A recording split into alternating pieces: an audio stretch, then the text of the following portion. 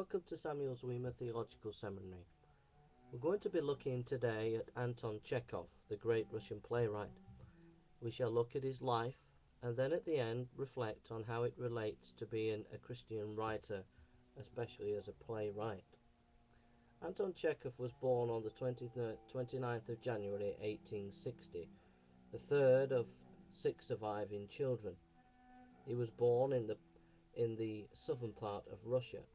His father, Pavel Chekhov, the son of a former serf, ran a grocery store. He was not a very nice man to know. Chekhov writes about his father to his brother, "Let me ask you to recall that it was despotism and lying that ruined my mother's youth. Despotism and lying so mutilated our childhood that it's sickening and frightening to think about. Remember the horror and disgust we felt in those times when father threw a tantrum at dinner over too much salt in the soup and called mother a fool." Chekhov attended a school for Greek boys, followed by the nearby gymnasium, now renamed the Chekhov Gymnasium, where he was kept down for a year at 15 for failing a Greek exam. He sang at the Greek Orthodox monastery and in his father's choir. In a letter in 1892, he used the word suffering to describe his childhood and recalled, "When my brothers and I used to stand in the middle of the church and sing the trio, 'My prayer be exalted,' or the archangel's voice, everyone looked at us with emotion and envied our parents, but we at that moment felt like little convicts." Well, Chekhov grew up and he began his writing career to help his family and to support himself with his tuition fees. By 1882, he was writing for a newspaper called The Fragments, owned by Nikolai Lykin, one of the leading publishers of the time. Chekhov's tone at this stage was harsher than that familiar from his mature fiction. In 1884, Chekhov qualified as a physician, which he considered his principal profession, though he made little money from it and treated the poor for free. In 1884 and 1885, Chekhov found himself coughing blood, and in 1886 the attacks worsened, but he would not admit tuberculosis to his family and friends, confessing to Lykin, "I am afraid to submit myself to be sounded by my colleagues." He continued writing for weekly periodicals, earning enough money to move the family into progressive better accommodation, and early in 1886 he was invited to write for one of the most popular papers in St. Petersburg. Before long, Chekhov was attracting literary as well as popular attention. The 64-year-old Dmitry Grigorovich, a celebrated Russian writer of the day, wrote to Chekhov after reading his story, The Huntsman, "You have real talent, a talent which places you in the front rank among writers in the new generation." He went on to advise Chekhov to slow down, write less, and concentrate on literary quality. In those early years of becoming a well-known writer, Chekhov took a trip to the Ukraine, which reawakened him to the beauty of the steppe. On his return, he began a long novella-length short story, The Steppe. He said something rather odd and much too original. It was eventually published in the Northern Herald. His brother says this was a turning point in Chekhov's writing. In autumn 1887, a theatre manager named Korsh commissioned Chekhov to write a play, the result being Ivanov, written in a fortnight and produced that November. Though Chekhov found the experience sickening and painted a comic portrait of the chaotic production in a letter to his brother Alexander, the play was a hit and was praised, to Chekhov's bemusement, as a work of originality. Mikhail Chekhov considered Ivan a key moment in his brother's intellectual development and a literary career. For this period comes an observation of Chekhov which has become known as Chekhov's gun, noted by Gurlaid from a conversation. If in Act 1 you have a pistol hanging on the wall, then it must fire in the last act. The death of Chekhov's brother Nikolai from tuberculosis in 1889 influenced him writing the dreary story finished that September about a man who confronts the end of a life which he realizes has been without purpose. Mikhail Chekhov, who recorded his brother's depression and restlessness after Nikolai's death, was researching prisons at the time as part of his law studies, and Anton Chekhov, in a search for a purpose in his own life, himself soon became obsessed with the issue of prison reform.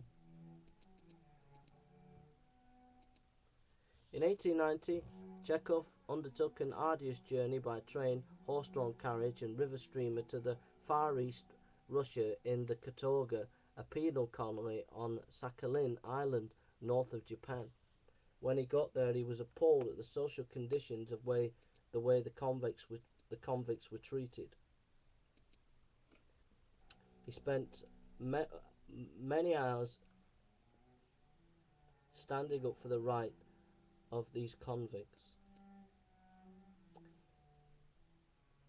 In 1892, Chekhov bought the small country estate of Melikovo, about 40 miles of Moscow, where he lived in 1899. Here he did a great deal for the local inhabitants, spending a lot of his money on medical expenses for the peasants of the day.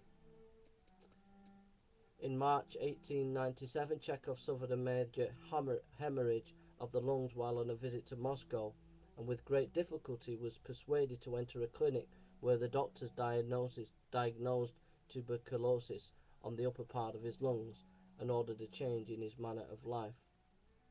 After his father's death in 1898, Chekhov bought a plot of land on the outskirts of Yalta and built a villa there, into which he moved his mother and sister the following year.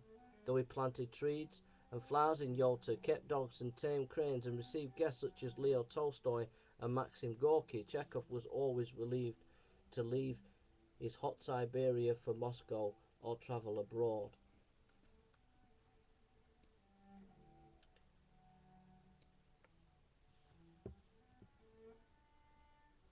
By May 1904, Chekhov was terminally ill with tuberculosis.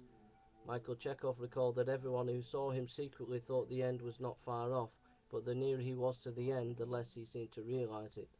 On the 3rd of June, he set off with Olga for German Spa town in the Black Forest, from where he wrote outwardly jovial letters to his sister Marcia, describing the food and surroundings and assuring her and his mother that he was getting better. In his last letter, he complained about the way the German woman dressed. Chekhov's death became one of the great set pieces of literary history, retold, embroidered, and fictionalized many times since, notably in the short story Errand by Raymond Carver.